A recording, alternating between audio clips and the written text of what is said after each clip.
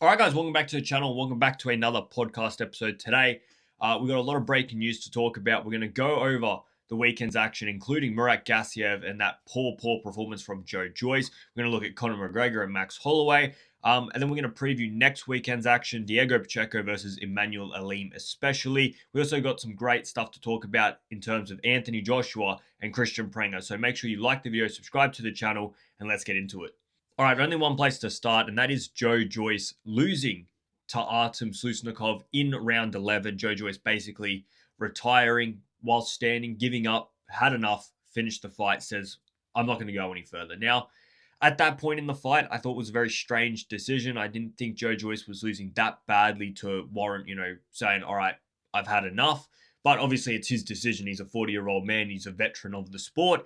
He knows when he's had enough. And I think the decision to have enough, like if you talk about in terms of where they were in that fight, I had Slusnikov up in that fight by quite a bit, right? I don't think there was any question that Slusnikov was going to go on and win a decision, but we see some ridiculous scorecards in this sport. And the fact is, there was 4 minutes left to that fight. Joyce, very experienced fighter, and it was such a cagey affair, such a poor, sluggish, slow fight. Lots of it was in the phone booth. Different angles around the ring where the judges are sitting, they could come to very different opinions on how each round was scored. So the fact that Joyce at that point, whilst he was, he hadn't hit the canvas yet, he wasn't being absolutely spanked. Yes, it was getting worse and worse the longer that fight went on. He was definitely fatigued, but he wasn't down and out. And the fact that he made that decision to stop that fight, he says, I've had enough. I don't want to take any more of this beating, I think almost puts into perspective where he is in his career. And the reason that for me, I would say he needs to retire. Like Suznikov isn't, for me, the greatest heavyweight of all time. Far from it, right? I'd very rarely say that he's top 15. Like he is not a very good heavyweight at all. Look, he's undefeated, so I think that covers a lot of it. But I think you put this guy in there with any top contender within the top 25, top 20, and he probably loses.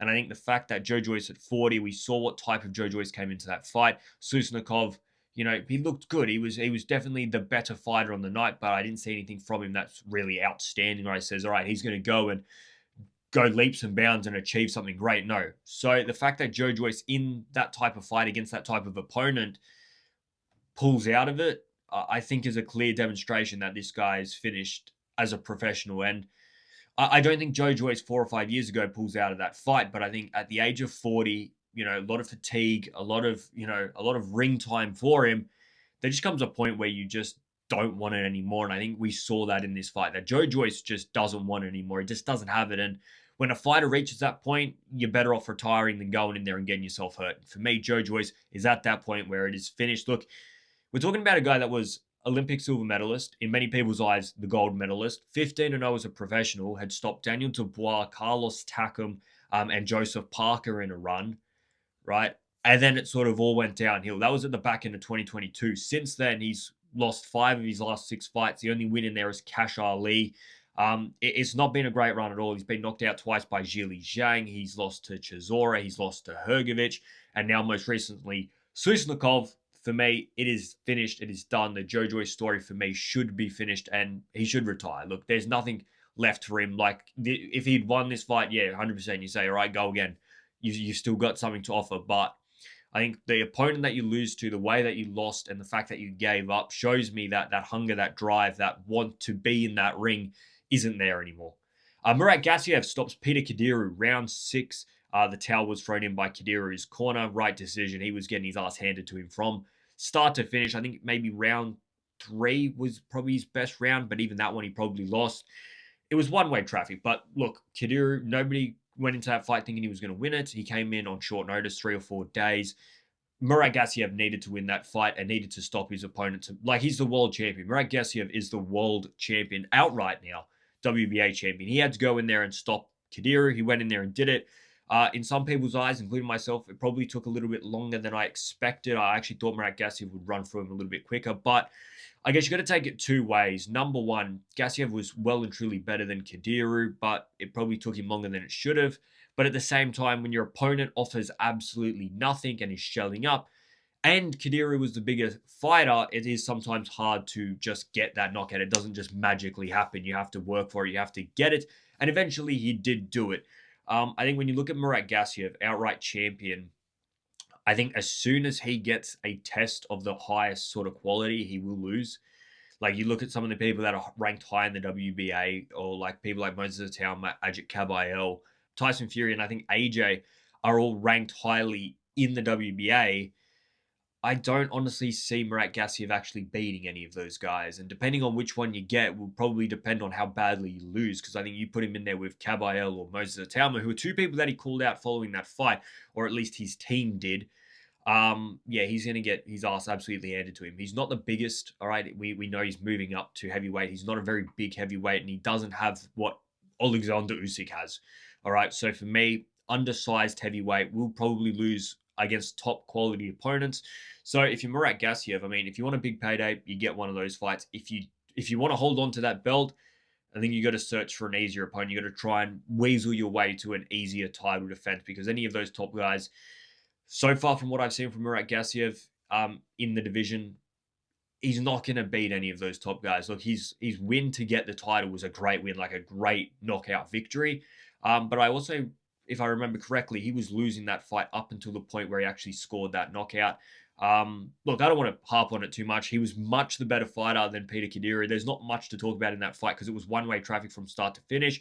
Murat Gassiev, far too technical. The speed and technical nous of him, especially the speed, the fact that he is that smaller heavyweight, he was able to just outwork Peter Kadiri, but then you lose what you do in power. And that's, I think, what we saw. I think a big hitter goes in there and absolutely runs through Kadiri.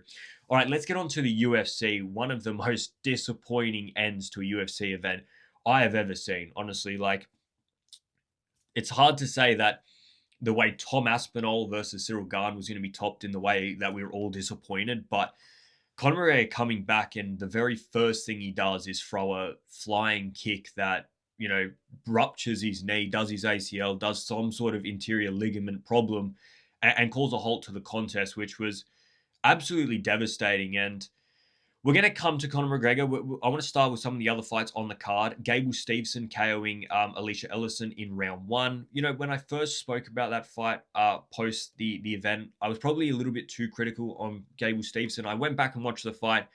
Look, at the end of the day, he went in there against a guy that he should knock out, and in the very first round, he went in there and knocked him out. I think that I said that he was a little bit underwhelming from the hype, and that's not saying that he was poor. That's not saying that the skill isn't there or the hype isn't there. Like, what I'm saying is, when you hear people talk about Gable Stevenson, I guess we probably all expected him to go in there and win in the very first minute, like just run through the guy, a bit like Tom Aspinall did on that run. Just everybody stands in his wake, knockout, knockout, knockout, straight away, first punch, done, finished.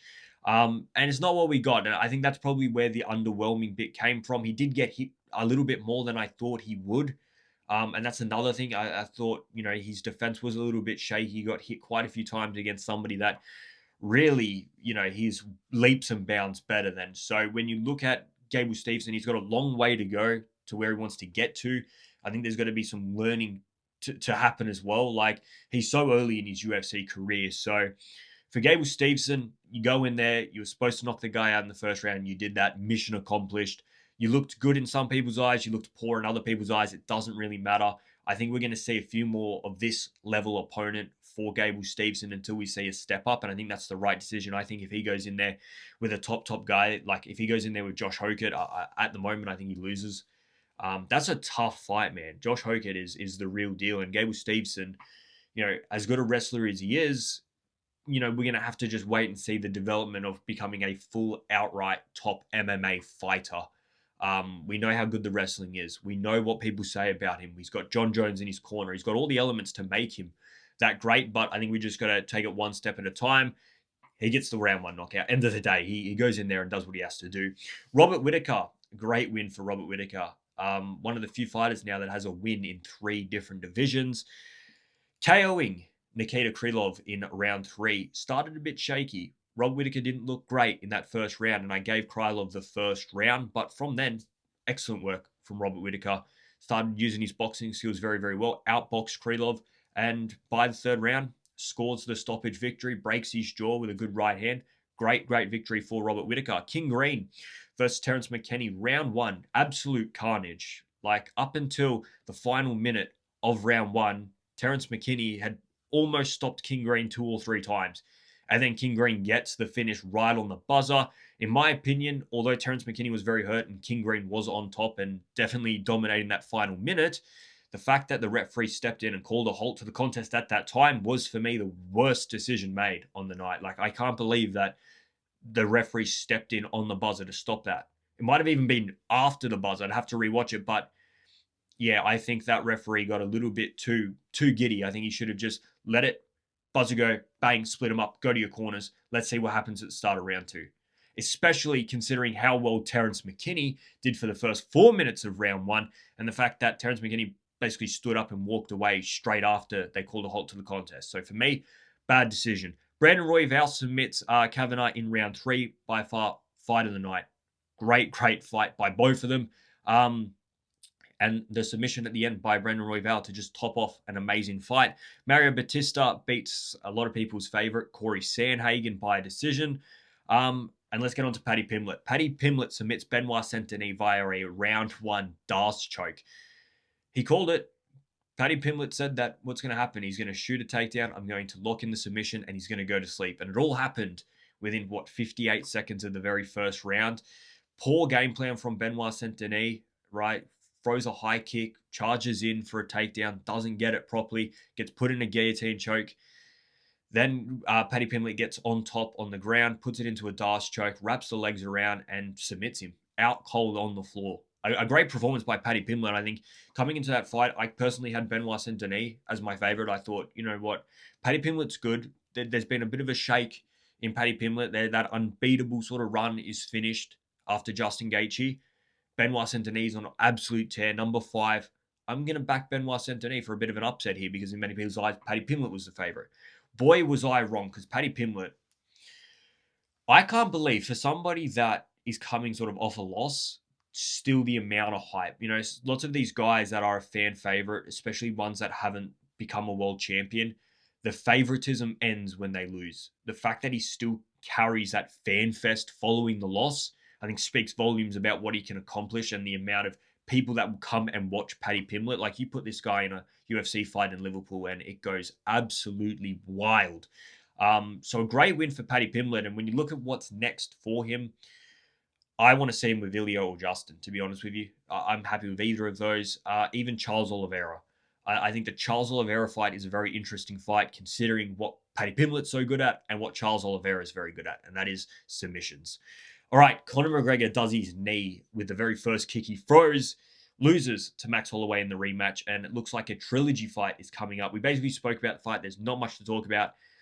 Jumps. Look, I guess the biggest talking point is, was he injured before the fight? I've seen all the clips online. I've seen him walking to pain management places. I've seen him taking off his shoes in the change room practicing those high kicks. And for me, I don't personally think he was injured coming into that fight. I think he lands wrong. One thing that I did notice in the fights was, like Robert Whittaker's fight, constantly wiping his feet. And I wouldn't be surprised if Conor McGregor, as he lands, foot slips a little bit from under him, the knee pops, and that's where I believe the injury happens. They haven't classified what the injury is. We're going to talk about a little bit of that in the breaking news. But for Conor McGregor, weird game plan, probably at 37 years of age, the wrong game plan. But hey, you practice that all, 3 or 4 months in training. You're practicing it in the locker room. It's all working. And then you step out there and unfortunately it all goes wrong at one point. That's just unfortunate. That's the sport. That's the game that they play. Like, Conor McGregor didn't want to break his leg. He didn't want to shatter it, did he? He didn't want to come in here and do his knee. So it's more disappointing than anything. For Conor McGregor, the big talking points are, was he injured? I don't believe he was injured coming into the fight. And following, do we want to see Conor McGregor back in the ring? And for me, I personally would like to see him back in the ring. I know lots of fans won't. I think if you are ever going to have Conor McGregor back on a fight card, he's still got that one fight. He's saying that he wants to return. In fact, yeah, he's saying he wants to return for that last fight. He's got to be a co-main for me. I don't think you can afford to have Conor McGregor as the main event. I think if you're going to book him, he's not going to like it, but if you're going to book him, he has to be the co-main. Because if he gets injured the week of, if he pulls out the week of, if something goes wrong, like a lot of the time recently it does with Conor McGregor, you're risking a lot of the fans' patience if it hasn't already been risked. So for me, if Conor McGregor is going to fight again, he has to be a co-main. He's not going to like it, but unfortunately, you've not been in the sport for 6 years. Every time you seem to come back, it doesn't go right. You can't risk it. And let's get on to the breaking news now, because that is basically everything I want to talk about from the weekend's fights. Let's start with Conor McGregor's statement. All things worked out for my good. All things are possible for me because I'm a believer. Surgery, prehab, return to martial arts, go again, final fight of the contract. So they haven't actually said what the injury is, but it does seem as though Conor McGregor will be undergoing some surgery on that knee. For me, I'm not a doctor, obviously. It doesn't seem like an ACL. It seems like another sort of interior ligament problem within the knee, whether it's PCL, whatever it is. Look, at the end of the day, he is injured. He's needing surgery. I do hope that goes well. If he does want that final fight of the contract, let's go. Let's run it. But for me, he has to be a co-main. I just don't know how you can risk him being a main event. All right. Anthony Joshua versus Christian Prenger. The full card has been released. We're going to start with Hamza Shiraz versus Simon Zackenhuber. That's the one that's really taken the eyes. Now, I knew this fight wasn't going to be great for Hamza Shiraz. They made it pretty clear. After he beat Alan Begich, who I literally said was a cakewalk for him, they said, we're going to have another sort of mediocre fight, and then we're going to line up big fights later this year, next year. So I always knew that when they announced the next Hamza Shiraz fight, it wasn't going to be anything special. The special part was him fighting. All right. And for me, I knew it was going to be against a nobody. And we're getting Simon Zackenhuber. Now, Simon Zackenhuber, he's fought 2 times this year, one of which he lost. Right? One of which he lost. So the fact that he's getting a world title shot is outrageous. Funny enough, one of the people I want to see Hamza Shiraz fight is Jakob Bank. Jakob Bank is on this card, and he's going to be taking on 18-0 Pavel August. Pavel August is actually the guy that beat Simon Zackenhuber earlier this year.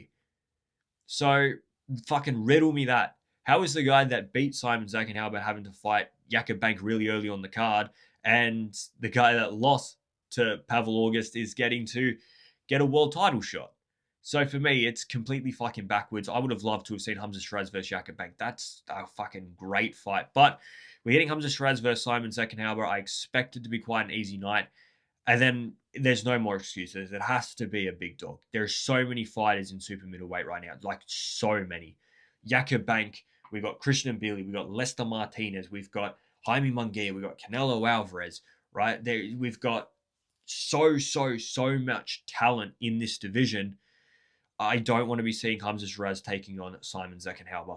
All right, Josh Kelly versus Keegan Ajako. That's going to be third. That's for the IBF Super Welterweight belt. That, for me, is fight of the night. All right, that's the one that's got my eye straight away. Keegan Ajako, undefeated professional. His last win was against Ishmael Davis, a very good win. Up against Josh Kelly, who's just coming off that win over Bakram Murtazaliev to secure that IBF title. That, for me, by far, takes my eye for the fight. There's plenty of other fighters on the card. There's Rito Tsutsumi. There is Mikey Talon. There is Nishant Dev. People are on 2 different ends of the spectrum when looking at this card. I know lots of people are really pissed off that it's a shit card. Some people are very content with it. I think if we look at it, the fact of the matter is, this isn't about the card. This fight is about Anthony Joshua versus Christian Prenger. Everything else is a bonus. Do you know how many people come to watch these fights, or should I say buy these fights, go to the event, and just show up for the main event? Buy the event just to watch the main event? No, they don't fucking care what the rest of the card is. I will say we have been spoiled over the past few years because of the ring cards have been so fucking great. I don't have that much problem with it. We've got Anthony Joshua versus Christian Prenger, which is what everybody's there to see at the end of the day anyway. You got Hamza Shiraz in a world title fight. Josh Kelly versus Keegan Ajako, which is by far the fight of the night. And then you've got a lot of young talent. You got Rito Tsutsumi, you got Mikey Talon, you got Nishant Dev, you got Jakob Bank. I think Jakob Bank has been fighting all these fights in Denmark. Nobody's watching it. Finally, he gets a stage where he really gets to show why, at 25 years of age, he is a top dog in the super middleweight division. For me, I'm not that mad about it. I'll be honest. I'm not. It's at the end of the day, it's Anthony Joshua versus Christian Prenger. I guess if it wasn't pay-per-view, it would have been taken very differently. I think the fact that it is $60 or whatever they're charging for it is the reason that people are up in arms about it. Emmanuel Navarrete versus Oshaki Foster is in advanced talks for unification bout. That's the fight to make. By far, that's the fight to make. I actually favor Oshaki Foster in that fight. I think stylistically, Emmanuel Navarrete will have a very, very hard time trying to pin down Oshaki Foster. If he's able to do it, right, if he's able to close that distance and constantly be in the face of Oshaki Foster, he's going to be far too good for him. But from what I've seen in the past few fights of Oshaki Foster, he's really, really getting good at holding that distance, using that jab, movement as well, just keeping everybody at arm's length. And we know how long Oshaki Foster's arms are. Emmanuel Navarrete does have a bit of an advantage compared to some of the opponents Oshaki Foster does. Emmanuel Navarrete is tall, he's long. It's going to be a hard fight. And I think 50-50, most definitely. I think lots of people have different opinions on how that fight goes. I doubted Oshaki Foster against Ray Ford. He showed me wrong, and I think coming into this fight, him against Navarrete having that great win over Sugar Nunez, that's a hell of a fight, and we have to say it. Johnny Fisher signs with Zuffa Boxing, and I'm hearing a 7-figure deal. What the fuck is Zuffa? Like, the fact it actually rots my brain sometimes. The fact that Johnny Fisher is getting a 7-figure deal when some of these UFC champions, top dogs, guys that have been veterans of the sports, are getting fucking peanuts, and they're giving Johnny Fisher, the guy that got knocked out by Dave Allen, 7 figures. It's not going to last. I don't believe it's going to last. They're gonna spend all this money to get as many people on their roster, and as soon as if it does happen, like this is what I think, like if it works out for Zuffa, this is what's going to happen. I don't think it's going to happen, but if it works out for Zuffa the way they want, this is what's going to happen. They're going to sign all the top dogs. All of a sudden, everybody's got these long contracts. All right, now you're getting peanuts. Where else are you going to go, buddy? We run this. What are you going to do? You're going to be paid like the UFC fighters do, and you're going to get fucking nothing. Because there's no chance that they can sustain paying people like Johnny Fisher millions of dollars to fight, because Johnny Fisher isn't that guy. Nowhere near it. And I like Johnny Fisher, all right? Bosh. I don't have anything against him, but he's not a 7-figure fighter. Conor McGregor versus Max Holloway. This is outlandish. Conor McGregor versus Max Holloway has a total gate at T-Mobile Arena of $26,430,566 and becoming the highest grossing UFC event in history. All for the main event to go for less than a minute and basically be a no contest, piss absolutely everybody off, and end in complete disaster. The fact that 5 years between fights, 37 years of age, Conor McGregor sells this well, it's fucking unbelievable, man. Imagine how Conor McGregor would be selling right now if the leg didn't shatter, if he was actually fully committed to the sport for the past 10 years. If he was still that superstar that he was in 2015. Right? Like the amount of money these fuckers would be making off this guy is unbelievable. The amount of money he'd be making is unbelievable. Look, he's still filthy rich, so it doesn't really matter. But I can't believe that broke a UFC record, because lots of people will question, does McGregor still sell? Well, there it is. McGregor fucking sells, man. Andy Ruiz signs a deal with Matchroom Boxing. Not much to talk about there. We'll have to see who he fights. The IBA president claims that they offered Bivol twice the money of the first 2 fights, but Bivol's team rejected the fight against Beterbiev for a trilogy. Yeah, it's getting to that point where it does look like Dmitry Bivol, for whatever reason, is ducking a trilogy, which I can't understand. You look at the first fight, Beterbiev, in my opinion, won it, but many people believe Bivol won it. The second fight, there was no question Bivol definitely won it. So Bivol, in many people's eyes, has won at least one. In lots of people's eyes, has won 2. But in nobody's eyes has Beterbiev won 2. So you almost win the first one. In many people's eyes, you did. You definitely win the second one. You've got the momentum. You're the younger fighter. Why is this trilogy not happening? Especially the fact that Beterbiev, even though he didn't have to do it, gave you an immediate rematch after the first fight. I can't work it out. Is these surgeries, are these injuries the reason? Like, Bivol Beterbiev 3 is a much better fight than Bivol versus Callum Smith. And if you're not going to be taking on Beterbiev, then I want to be seeing you take on Benavidez. But yeah, I'm not sure what's going on with Team Bivol. Is this just protecting a legacy? Is this Bivol's injured and he can't compete at that top level anymore? We know the surgeries. He's went for back surgery. He's going for another surgery. Something's going on with Team Bivol. All right, my moments of the week. Only 2 things captured my eye this week, and they were both at the UFC. Number 1, Sophie Cunningham being a ring girl at the UFC. That shit broke me in half. I mean, 2 weeks ago, the meme comes out where she's fucking pointing, and now she is a ring girl at the UFC doing shit in the octagon with Max Holloway. I can't wrap my head around it. I don't know what Dana White's up to with Sophie Cunningham, but why is she the ring girl? Look, she's fine, but we got ring girls for that. The other thing that caught my eye at the UFC, Jalen Williams making a surprise appearance. Yeah, Jalen Williams, the basketball player, sitting front row. The newest Zuffa signing, apparently. I just paid Shakur Stevenson a shitload of money, and for some reason we can't figure this celebrity shit out.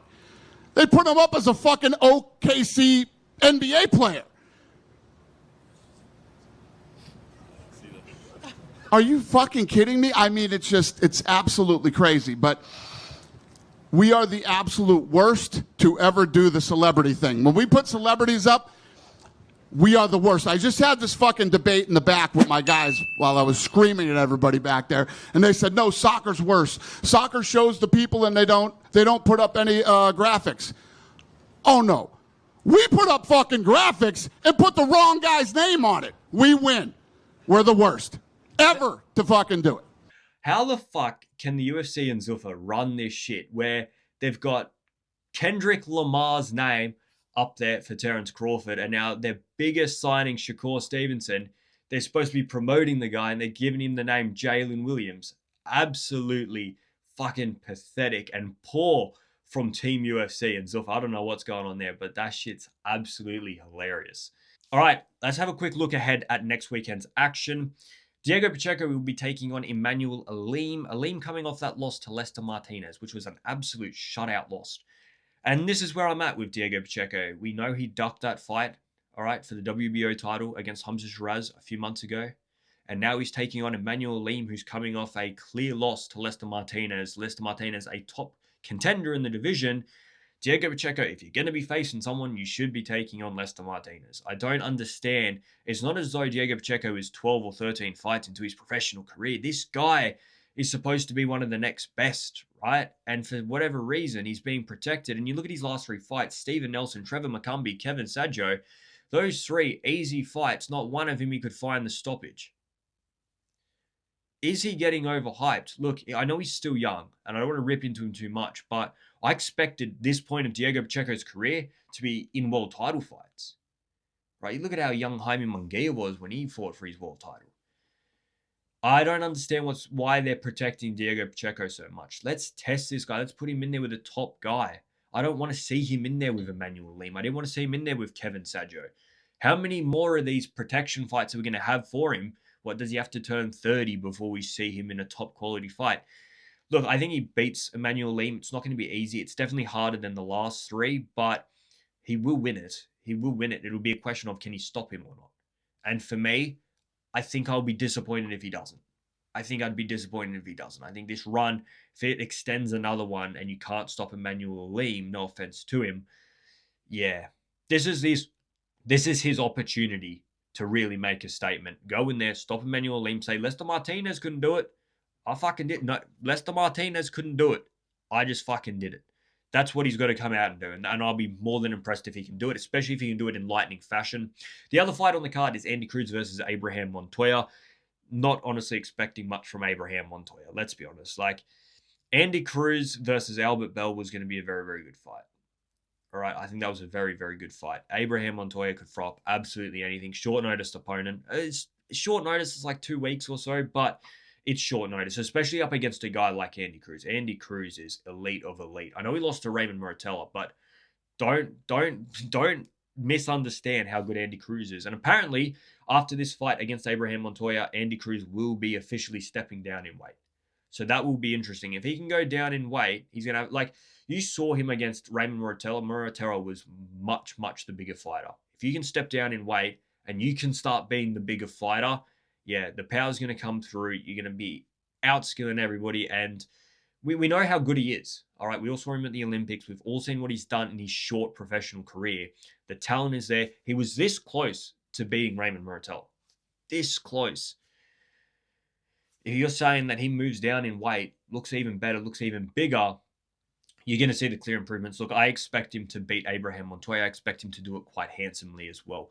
Guys, Make sure you like the video, subscribe to the channel. Only a shorter podcast today. I do apologize on that. I've been very busy, but to be fair, there hasn't actually been a lot to talk about. I didn't do a podcast last week because there was absolutely nothing to talk about. I am trying to make more short content on Instagram, on TikTok, so make sure you've headed over there.